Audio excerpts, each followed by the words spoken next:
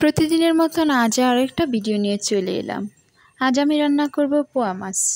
একটা প্যানে তেল দিয়ে সেখানে আমি মাছগুলো ভেজে নিব। মাছগুলো ভাজা শেষ হয়ে আসলে উঠিয়ে নেব। তারপর ওই তেলেই কিছু পেঁয়াজ কুচি দিয়ে দিব। পেঁয়াজ কুচিগুলো দিয়ে নেড়ে চেড়ে একটু ভেজে নেব। পেঁয়াজগুলো ভাজা হচ্ছে। হালকা ভাজার পর এর মধ্যে আমি আদা রসুন দিয়ে দিব। আদা রসুন দিয়ে হালকা আর একটু ভেজে নিয়ে একটু পরিমাণ মতো পানি দিয়ে দিব। পানি দেওয়া হয়ে গেলে আবার আর একটু নেড়ে চেড়ে নিব।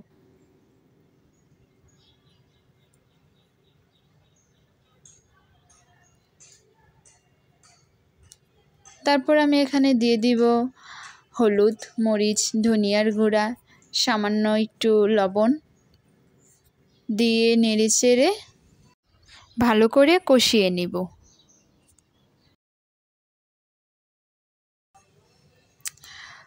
কষানো হয়ে গেলে মাছগুলো এবার দিয়ে দিব। মাছগুলো হালকা আবার আরেকটু কষিয়ে পরিমাণ মতো পানি দিয়ে দিব। ব্যাস হয়ে গেল আমার মাছ রান্না। এখন একটু জাল করে নিব। পানিটা যখন শুকিয়ে আসবে তখনই শেষ। এদিকে আবার আমি লাউ দিয়ে ডাল রান্না বসিয়েছি। খেতে দারুণ লাগে। এদিকে মাছটাও হয়ে আসছে প্রায়। পানিটা শুকানো হলেই রান্না শেষ হয়ে যাবে। সবাই সাথেই থাকবেন।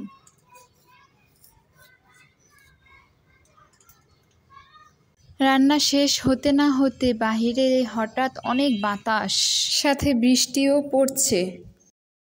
তাই তাড়াতাড়ি ব্যালকনিতে গেলাম। কি সুন্দর পরিবেশ, তাই না? অসাধারণ লাগছে। ব্যালকনিতে একটা মরিচ গাছও ছিল আমার। গাছটা দেখেন কিভাবে নড়ছে বাতাসে। অনেক বাতাস। এই তো হয়ে গেছে আমার মাছ।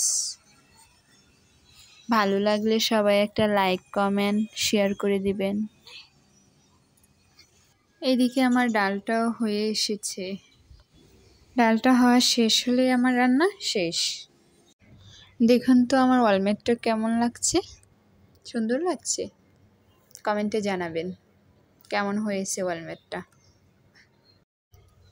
এই তো ডালটাও হয়ে এসেছে। শেষ আমার ডাল রান্না। সবাই ভালো থাকবেন এবং দোয়া করবেন আমার জন্য। আল্লাহ হাফেজ।